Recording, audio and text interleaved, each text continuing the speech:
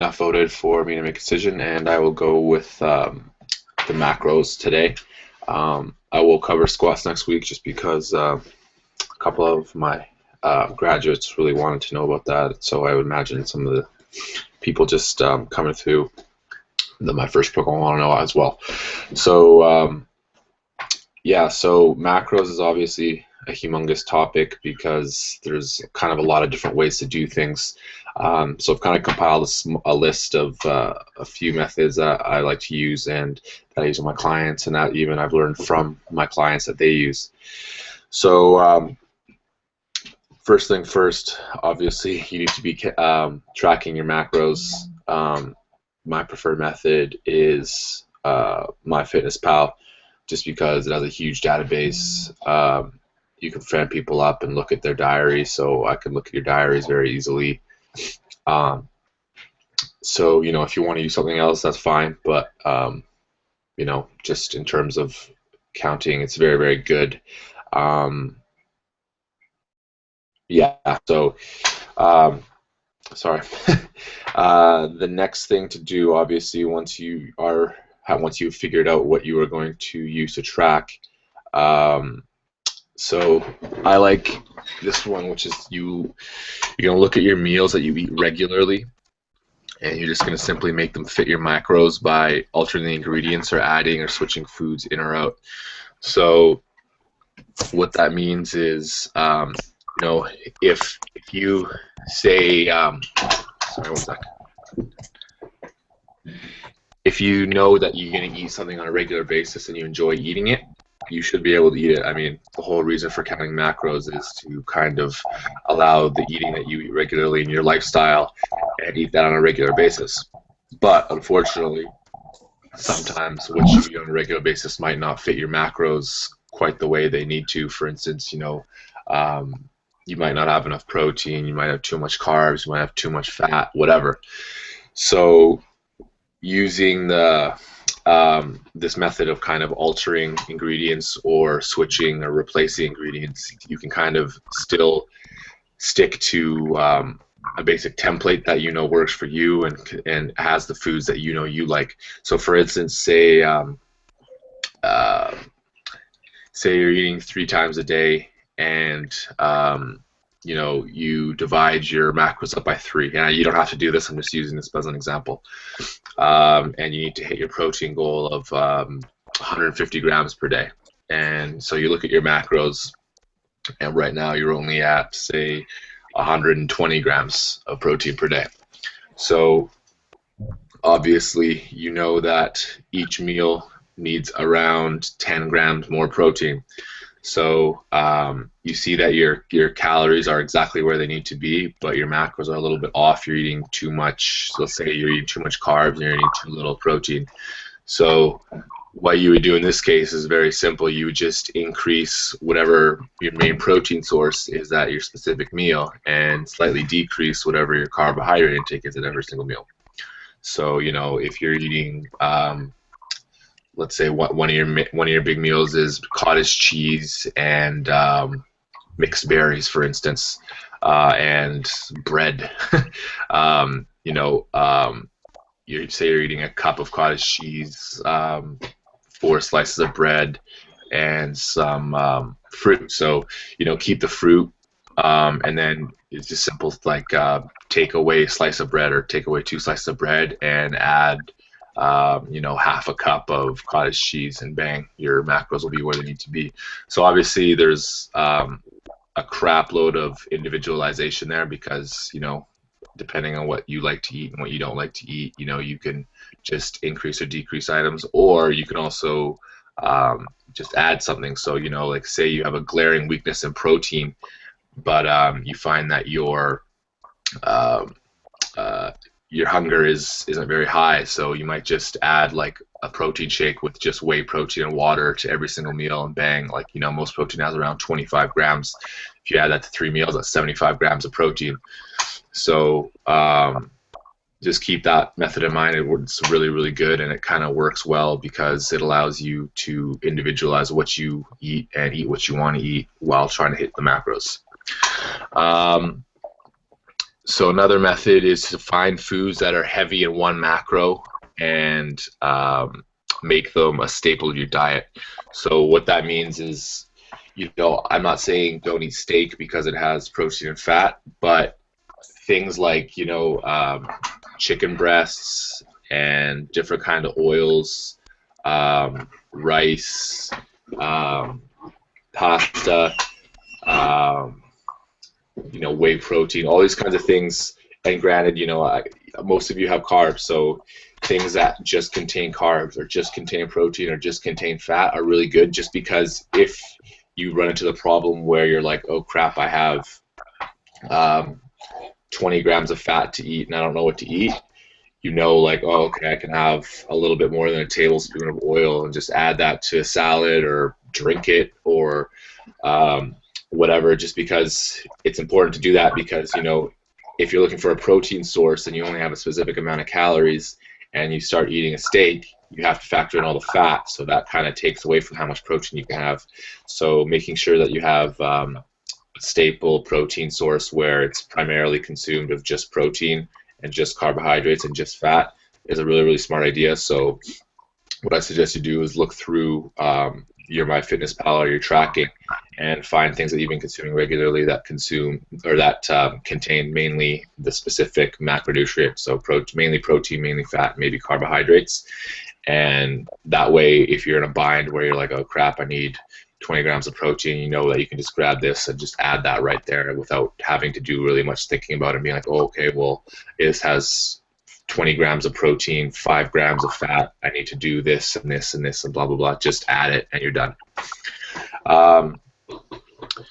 Then there's this method that I call it the macro method, which is where you basically figure out how much food you eat in an entire day. So like, you need 150 grams of protein, say 100 grams of fat, and 150 grams of carbohydrates. So you'll just find all the food that can fit those macros. Like say you can buy a chicken at a store, and then you have a bunch of rice and a bunch of vegetables and a bunch of eggs, and just think about it as you have this amount of food, you need to eat that entire amount of food in one day. So that kind of takes the guessing work out, because you don't have to, be like, okay, well, this meal I need this much, this meal I need this much, this meal I need this little, because you know what you have to eat. So, you can split it up evenly, or if you get hungrier during a specific time of day, eat more during that time of the day. I haven't really had too much experience with this method, but I think it would really work if if you say you just need to eat it all, and if you're not bored easily with eating kind of similar foods, that can work really, really well. And then each day of the week you could change, chicken one day, chicken thighs the other day, turkey the other day, pork another day, or whatever your preferences are. So then. A method that I really, really like, but again, it can be a little mundane and boring for people who like a lot of creativity in their meals, is to create your own menu. So I've done this for clients in the past, but I kind of got away from it just because it takes up a lot of my time to do it, so I had to obviously charge a lot for it. But I would create menus based off of what they liked, and then tell them what to eat specifically and how many meals to eat specifically. So the method that I suggest for clients to use is obviously you're tracking, so you know what you're eating on a regular basis. So what you do is you would find out what you're eating on a specific day, write that in on a spreadsheet, and then have like your own meal plan. So have one morning where you have your oatmeal set up, and then another morning where you're having eggs and toast, and another morning where you're having an omelet, blah, blah, blah. But obviously the macros are going to change based on the ingredients you put in. So if you have your whole day's meals planned out and you have variations in that, that can be a very powerful method, just because you're going to be on point with your macros, because you're eating the same kinds of things on a regular basis. It takes a lot of the guesswork out. But it is a little bit of work. You have to, well, it's not that much work with MyFitnessPal because you can just copy and paste everything into a spreadsheet, and then just, if you know how to use Excel, you could just add it all up, and it's not very hard. So what I would do for myself, I would have about 3 different days, and then I'd even make meals where, like, I knew I could switch this meal out with that specific meal if I wanted, or if I felt like eating something different. So that's a really, really good method, but it takes some work on your part to get that set up. But yeah, very, very good. Another thing is to use whole foods, and I'm not just saying this because I'm trying to be some sort of healthy food police. I have no problem with you guys eating, not whole foods every now and then. But the reason being, on MyFitnessPal, is a lot of times people will put in like especially with like kind of baked goods, etc. You never know what's in them. So if I'm in Canada and I'm in Vancouver specifically, and I get a muffin from like an independent store, and then I put in oat bran muffin into MyFitnessPal, it's just going to give me the macros from someone else. It's not going to necessarily be from Vancouver. It could be from Europe. It could be from US. It could be from Asia. I have no idea. And the macros aren't going to be the same. And so that can kind of mess you up, just because, if you overshoot by 100 or so, I mean, that if you do that and you do that on a regular basis, that can kind of pile up over time and kind of impede your results. I mean, if you are eating it regularly and you're not making any gains, obviously just reduce your calories, and everything, all things staying equal, it would still work. But I do suggest that, like, if you are, when you are tracking, try and use the specific brands that you buy, or you can also input your own foods. So hopefully you'll have a nutritional information label. Hey Tom, do you mind just turning the volume down a little bit because I can hear myself? Thanks, man. Yeah, that's good. Yeah, try and use your own foods, or try and find specific foods that are the exact same brand, just because, with things like, if you get frozen fruits and vegetables, it's, not that big of a deal because they're not going to be that much different and they don't have very many calories. But, things like baked goods, sauces, different kinds of like carbohydrates, just, be cognizant of what brand you're using and try and match it up with the exact same brand, or if not, make your own food. But excuse me, you'll find that a lot of the food is in MyFitnessPal. You might just need to kind of look for it. And then the other thing with tracking too is using volume versus using weight. Weight is much more accurate than volume. This is, I'm just getting into kind of nitpicking here, but if you have a food scale, it's going to be much more accurate than, just eyeing it in a cup or whatever, especially when, you're looking at the volume of foods that, don't consume the entire cup.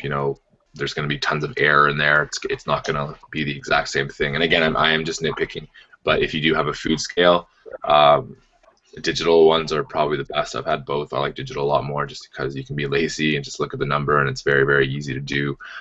Strongly suggest you get a digital scale, because it is more accurate. It's a more accurate method for measuring your macros. Yeah, so those are the main kinds of points I have right now. Tom asked, did you have any questions, Matt, so far? Well, no, not really. Not anything specific at the moment. Okay. What are you using right now for tracking your macros? Are you using MyFitnessPal? Yes. I started using it, and I was quite surprised because there is a lot of foods that are only available in Poland. So I am happy because I can track them with high precision. However, if you saw them, you probably wouldn't know what some of them are, in fact, because they are in Polish. Yeah. Oh, they're written in Polish. Come again? Like the foods, they're written in Polish? Yes, they are. Their names are in Polish. Even the maker is in Polish, even with Polish phonetical signs. So yes. Are you finding you're hitting your macros pretty well though? As I have written in my email, I'm well, maybe not always well, but I'm under my calorie intake. Yeah. However, my protein intake is too low. I'm trying hard. It's getting better, but still not quite there. As for carbs, it's on the training days too low, and on off days it's a little too high. However, the differences aren't that big. And my main problem is the fact that the fat intake is way too high. And So I guess. Yeah, go on. No, sorry, go on. And I must admit, it's hard for me to compensate for that. If you give me a second, I will just take my headphones. I'm using my phone for a hangout. So in a second, I will be back. No problem. No problem.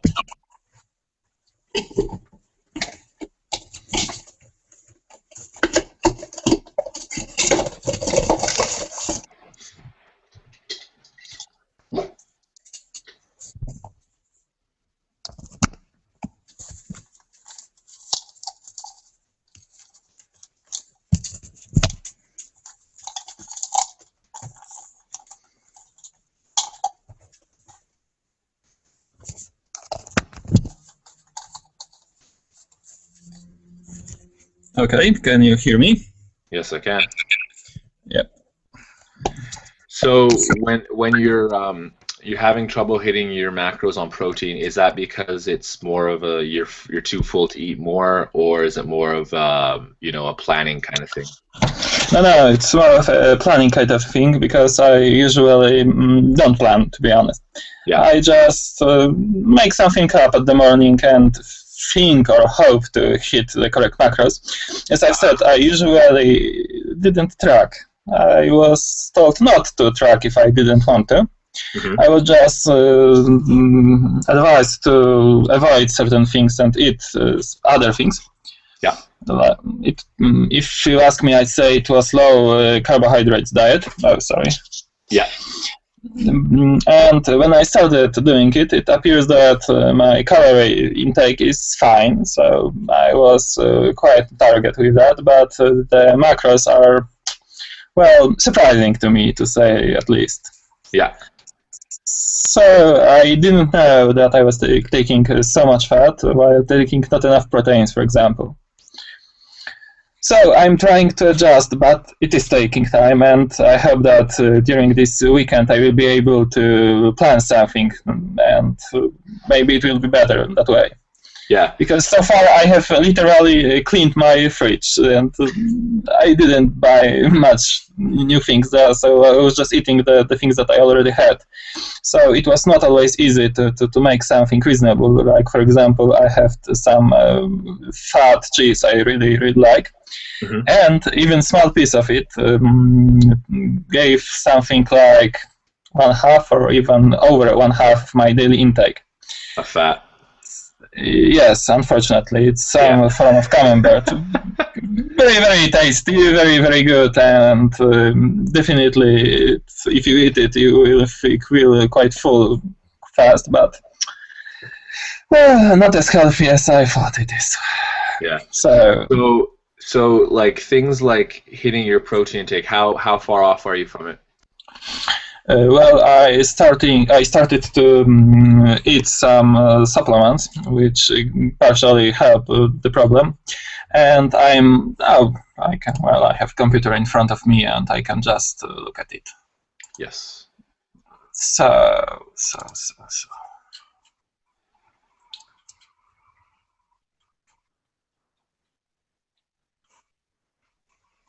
Okay, so for example, as far as I can tell, on my training days, I'm missing about 70 milligrams of protein. So it is much, definitely. However, before I started tracking, it was probably even twice as much. Okay, so you are making progress. That's good. Definitely, but still, it's a long way to go. Yes. For example, as for my carbohydrates intake, it's I'm missing well over 100 on my training days. Yeah. And as for my fat intake, I am over from 30, 40 to 100, depending on the day. Okay, that's a lot. I'm not saying no. I admit. That's okay. On the other hand, when I'm looking at my training day calorie difference, I see that I'm always under the limit. Yeah. 800 under, 5700, 500 under, 200 under. So I'm obviously, well, it is bad, but maybe not very, very bad. Well, it's good. It's good that you're keeping under your calorie intake by not a ton on a regular basis. So I'm glad that you're doing that. So obviously now you know yourself that you just need to refine your macros and get a little bit better at finding foods. But since you're brand new at it, like don't get down on yourself at all, because it's a skill. You get used to being like, oh, I know I can eat this, and this today because I ate this, and this, and you'll memorize it because you've input it into your macros so often. So it takes time. You're not going to go from not counting calories to hitting the 100% of the numbers that I give you, and no one will hit 100% of the numbers I give you, and that's perfectly fine. But it's probably the number one important thing, especially for, well, just in general, that I find a lot of people have problems with, is hitting their protein intake. So like if there was a hierarchy of macros that I want you to hit, number one is protein. So the main reason for that, for people who are looking for fat loss, protein has the most satiety, so it makes you the most full out of all the macros. So obviously when you're in when your calories are low, or when you're in a I don't know, sorry, I'm having a brain fart. When your calories are lower, you obviously need to make sure that you lack hunger. You eat foods that are high in satiety or make you feel full, and protein's going to do that for you. So that's why that's important. And then for people who are looking to gain muscle, obviously you need more protein to gain muscle. So that's why protein's important for that. So what I would suggest you really focus on, like say next week, try and hit your protein goal every day, and obviously try and stick with your calorie intake being where it should be or a little bit lower, but really make protein a priority, and just kind of get used to that lifestyle of eating more protein than usual. You might need to, like I said, you might need to find some foods that contain primarily protein. You said you got supplements, so that's obviously one. And then look at the kinds of meats that you eat, and you might have to to start adding those to some of your meals to make it so that you can actually hit your protein intake. Yes, and if I may ask, is there anything specific that has a large protein count while not being quite fat or anything? Yeah, like chicken breasts are really, really good, especially. Yes, I do. Yeah, I do eat a lot, but well, it's surprisingly low on protein count, even so. So maybe I'm not eating not enough of it, or maybe. How much do you eat? Well, usually as half of. Well, it's a single breast. A chicken has two breasts, so yes, it's one breast, not the half. Yeah, so you need to just double that. So like for instance, for instance, I eat very low frequency. I usually only eat twice a day. So I eat if I eat chicken, I don't really like chicken breasts because they're boring. I like chicken thighs, but they have a little more fat in them. But since I only eat twice a day, I need to usually get about 100 grams of protein in at a meal. So I'll eat 5 chicken thighs. So you kind of have to get out of the. I'm not saying you have to do that, but you kind of have to get out of the mindset of just eating a normal amount of protein, because for what we're trying to do, it's not going to be normal. So instead of 1 chicken breast, eat 2 chicken breasts, or eat your chicken breasts and then just drink a protein shake on the side, because that'll basically double up your protein intake. So I'm eating 5 times a day, sometimes even 6 times a day. Yeah. So eating 2 breads may be quite hard at the beginning because I'm not starving myself, definitely not. Yeah. But yes. So then the thing that would be good for you then is to find protein sources that you feel aren't very satiating. So protein shakes, like for me, it's like drinking water. It doesn't really do much in terms of satiating power. So if you really needed to, you could drink 3 scoops of protein per day. That's 75 grams of protein, easy, and that's it has trace amount of carbs and fats. I assume. Yeah, at the moment I'm doing 2 scoops. So. Yeah. So I have no problem with you using supplements to hit your numbers, but and I know chicken breasts they're bland and kind of boring. So you can look at other things too, like lean cuts of pork, stuff like extra lean ground beef. Those kind of things also have very, very low amount of fat. So it doesn't have to just be chicken breasts, but. Yes, I was nicely surprised by the steak I ate yesterday, that it was somewhat low on fat, but also high on protein. So. Exactly. Yeah. So like I said before, you're learning everything. So don't feel down because you're not getting perfect numbers. It's a skill. Honestly, it's a skill. You get better at it as time goes on, and you get more used to it. And it's a skill. So it takes time to develop. Yes, and the only point that I'm not really that happy about is the fact that I dropped all the sweets or anything that contains sugar, like sodas and so on. And to be honest, I'm not missing it much, if ever. But I will probably miss all of those fat cheese. I wonder if there is anything that tastes even remotely similar, or maybe some cheese that is low on fat. I mean, yeah, like I'm kind of in the same boat as you. Like I don't like extravagant cheeses, but I like aged cheese that are they have quite a bit of fat in them. The lower fat cheeses are just kind of, I don't know, they don't taste very good, and it's because of the fat in them that they taste so good. So like. You don't necessarily have to completely remove them, but I mean, as you can tell, obviously you'd have to drastically reduce the portion sizes that you're eating. So maybe you'll have to eat a half or a quarter of what you're used to in order to keep hitting your macros, but at least you're still having some of it, right? Well, I'm eating really, really tiny pieces, but all of those are high on fat because they are sometimes. Well, I like, for example, a grana cheese or Parmesan cheese, which is hard but also really, really fat. And even a small piece means very, very, very, very big problems in my chart. Anyway.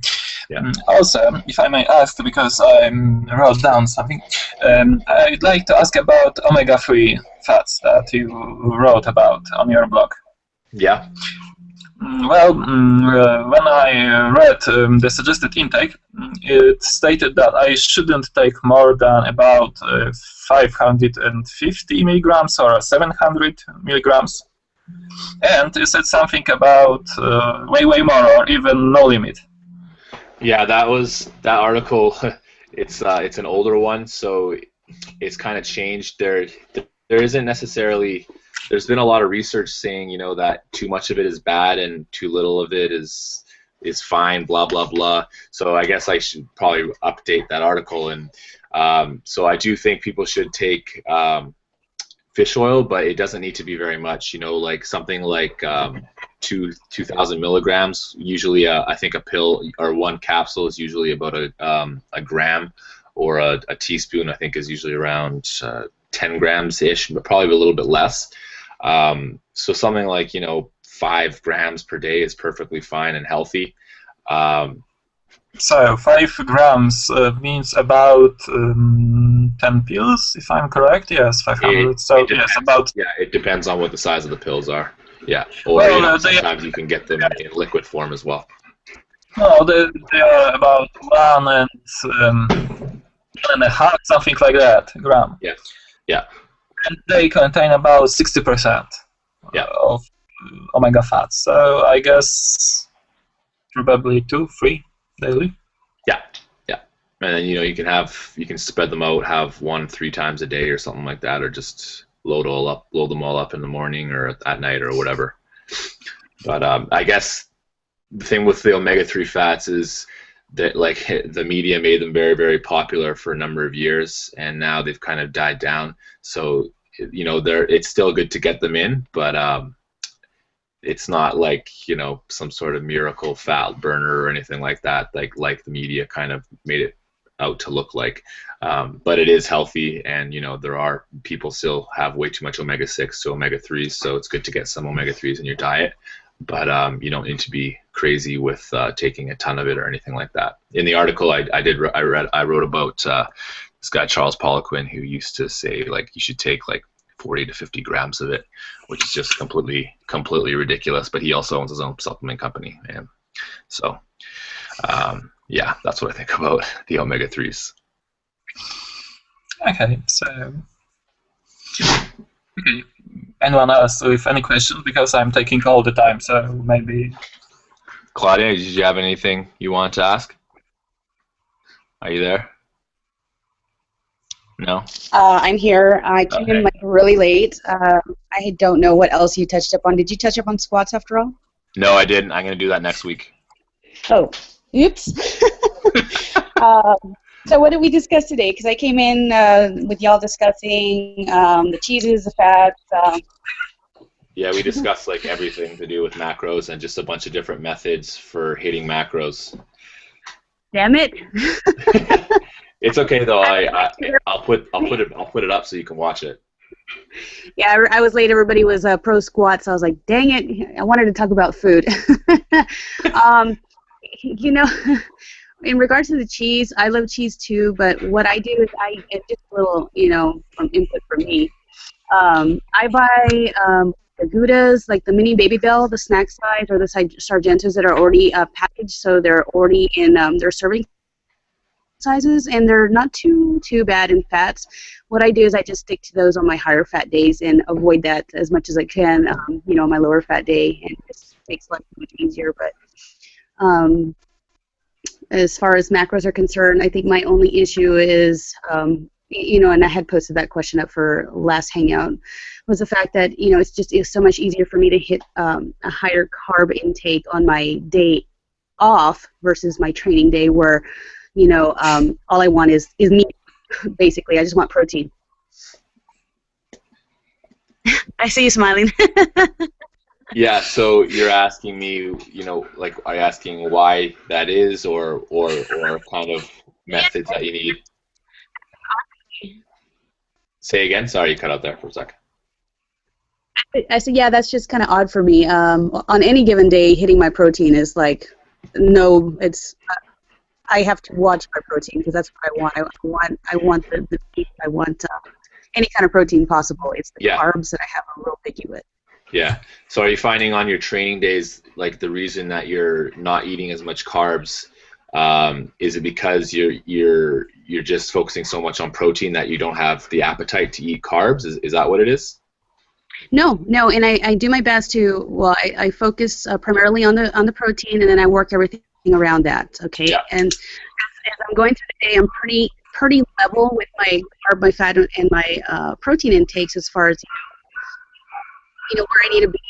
But towards the end of the day, like around dinner time, that's where I'm really lacking in carbs, mostly fats as well. So what I'll end up doing is I'll end up hitting my number of protein. I'll be lacking in carb and fat, and then I'm up a creek because I'm like, shoot. How to find that delicate balance without inhaling too much fruit, where I'm going to get most of my carbs real quick, or applesauce, which is another little trick that I found. It's low in calories, higher in the carb, no fat. Yeah. So maybe for you, something that would help for increasing your protein or increasing your carb intake, on your training days is like, when do you usually eat after you train? Like, do you usually eat right after or reasonably close to after? To be honest with you, I'm not even hungry after I train. So what I usually have to do is I usually have to drink a shake. Oh, okay. So maybe something like you could think of doing is adding carbohydrates to your shake. Have you thought of doing that? What do you mean, like fruits or vegetables? Fruits, yeah. I mean, vegetables are perfectly healthy and good. They won't have very many actual carbs in it, but you know, stuff like you can even add like fruit juices. I mean, I'm not crazy about crappy sugar laden fruit juices because they're not the greatest, but things like that, or have your shake and have some sort of carbohydrate on the side of that, like yams or sweet potatoes, for instance, would be a very healthy way of getting something in. Or however, if you remember, I have to stick to as close to yeast-free and low GI as I can, so I don't eat potatoes. That's right. Yeah. And most of my vegetables are very low GI, which is another predicament. So I can eat as much of my broccoli. Well, broccoli's a little higher, but squashes. I have to stay away from carrots. I intake a lot of cabbage, which has virtually zero carbs. So the low GI kills me. Where I take in most of my carbs is going to be like when I eat nuts, when I have my fruits. That's where the bulk of it comes in, and some of my dairies. So when you're on your off days and you say your carb intake is high, what specific foods are you consuming that are causing your carb intake to be high? It's not that they're Is high. it the same kind of thing you just said? Well, that's when I want it more. Yeah. That's when I want it more. Yeah. So yeah, maybe like you said, adding like fruits, stuff like apples, bananas. Those are kind of the fruits that will have a little bit more of a carbohydrate intake. Bananas are really good. I think bananas around like 20 grams of carbs, so that might be something that you might want to add to your shake, just to get that protein intake, that carb intake, and then also maybe adding carbohydrates. Since you said it's usually the nighttime that screws you over, maybe adding some carbohydrates for your first meal of the day. I don't know if that's breakfast or whenever your first meal is, would also help, because that would decrease the amount of carbs that you need later on in the day and not put you in that predicament where you're like, oh crap, I have to eat this amount of carbs and it's not possible for me to do that. Yeah, and I mean, is it really going to hurt me all that bad if I'm lagging in the carb and fat area pretty consistently? I mean, I try not to, but I'm not as fixated on those two as I am on my protein. Where my line of thought is on that one, but I just don't know how it'll affect me, if it's going to affect me negatively. Well, I mean, we've been training together for 2.5 months, and you've been doing really, really well. So, I mean, obviously it hasn't been affecting you that negatively, but I mean, like I was saying, I was talking with Tomas saying that protein is the most important thing. So that's really good that you've kind of made that a priority and you're hitting that number. So if you're hitting the protein and your calorie intake is where it should be, you will get results. The carbohydrates, like I've talked about before, is kind of more of like a performance macro, which in some people if they're carb depleted, it really, really, really affects their performance. But from what my experience I've had, it's very individualized. Like I have some people who it's like, if I don't eat carbs before I train, and at night, the night before, my training will be just awful, and I feel lethargic and blah blah blah. And then like for me, for instance, I can fast for 24 hours and not eat a thing, and then go in the gym and set a personal record. So, and for you, obviously, you've been doing really well with the training on the training front, and you're still hitting all your body weight goals. So, I wouldn't necessarily worry too much about it, but to try and have the intention, of approaching the macros as close as you can. But yeah, I don't know. It's I guess keep doing what you're doing. But I mean, I try to get as close as I can. Sometimes I'm short, like maybe 15, 20. Yeah, that's fine. 15 and 20 it really isn't that much in the grand scheme of things. Like, with the protein, obviously, if you're plus or minus, the way I guess I like to look at it, if you're plus or minus like 10%, I wouldn't really worry, as long as your calories are where they need to be. Okay. Well, that's another thing. Sometimes I'm short, like 400 calories. I've hit all of my macros, and I mean, I'm not going to eat anything else. I'm not hungry. I'm going to go over my macros if I do. So I just roll with it. I see. Yeah. Well, you're not finding though on like those days that you're hungry, are you? No. No. No, because I feel like I do a pretty good job balancing out like my proteins and my carbs throughout the day. It's just like crap. I should have eaten this whatever at lunch, or I should have had this for breakfast, and that would be the situation. My energy levels are great. Before the program, I would start to shake. I get headaches, and I knew I was lacking in different areas. Now I can run through the day. If I start to feel a little tired, I'm like, okay, I need to eat, and otherwise I'm good. I don't have any issues. Yeah, that's good. Yeah, so if especially if you're on a fat loss diet, if you're below on if you're below sometimes, I wouldn't really sweat about it. It's when you're trying to bulk up or whatever and you're regularly below, then that becomes an issue. Or if you're trying to lose weight and you're regularly above, that's obviously an issue. But if you're below by 400, that's quite a bit. But if that happens once every 2 weeks or whatever, I wouldn't really worry about that. It happens a little more frequently, but I figure, okay, if I go over, 100 calories the following day, I'm like, okay, I'm not going to put myself over and shoot. I'm like, I'll just pick it up and try to do better the next day. But that's perfectly fine.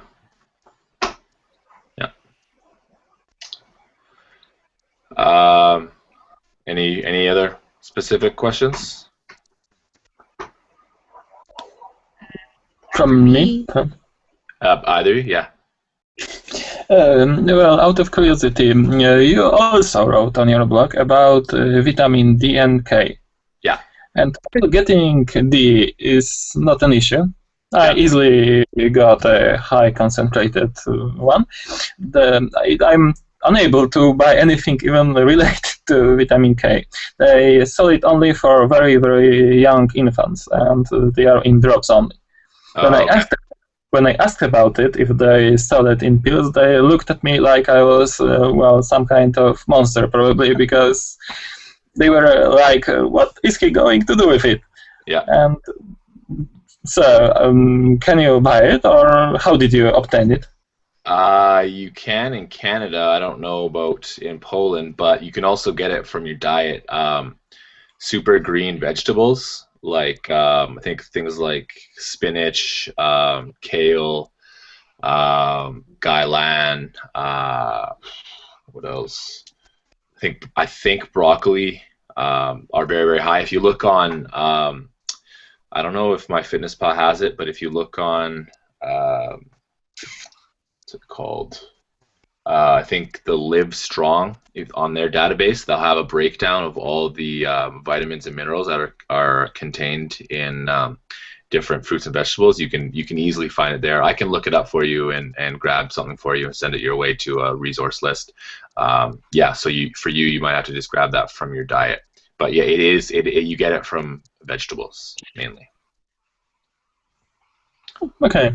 Yeah.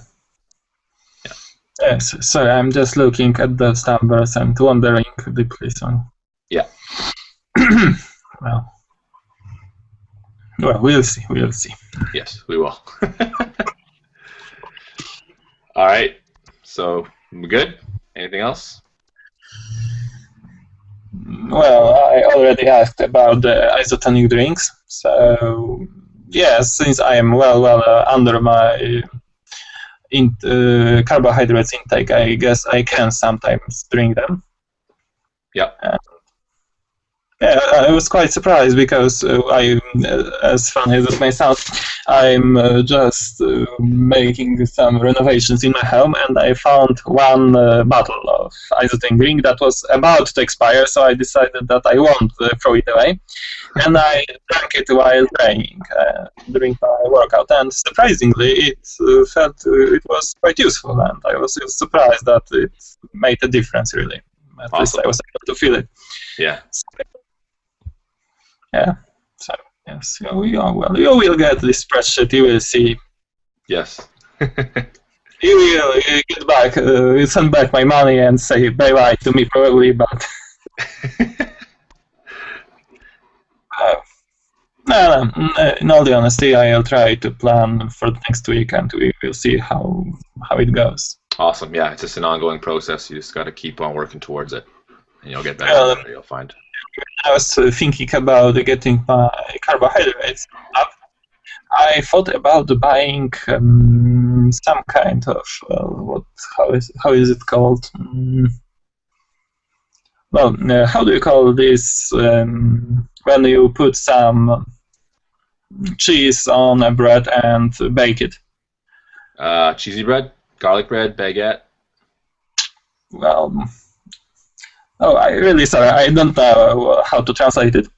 But it was a piece of bread with some cheese on top of it and maybe some mushrooms.